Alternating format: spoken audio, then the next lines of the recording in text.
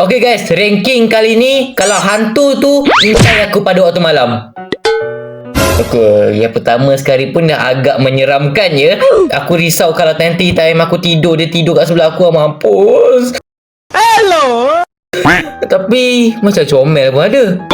Seram dia aku letak nombor 5 kot kan, sebab seram. Botaknya. Why are we still here? Letak nombor apa? Masalahnya aku rasa semua benda seram ni. Tak ada apa benda yang tak seram ni. 4 lah kot. Okey lah. Kalau anjing tu okey sikit lah kot kan. Anjing okey lah kan. Anjing okey. Setakat anjing je apa risau sangat. Aku tidur dengan anjing pun bukan dengan aku macam anjing. Aku okey je. Gong. Weh. Sekejap. Aku meremang. Sumpah aku meremang weh. Aku meremang. Cak kat muka kau. Apa tak mampus weh. Ini kaki tengok DVD ni. Tapi 6 lah 6.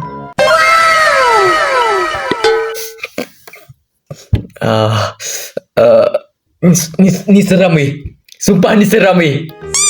Kalau kau tak nak kena kacau dengan hantu macam ni, jangan lupa tekan button like dengan tekan button subscribe guys. Sumpah aku pun tak nak weh. Nombor 1 lah, nombor 1. Setakat bayangan hitam je tak apa kot kan. 9 lah. Weh. Terkejut aku.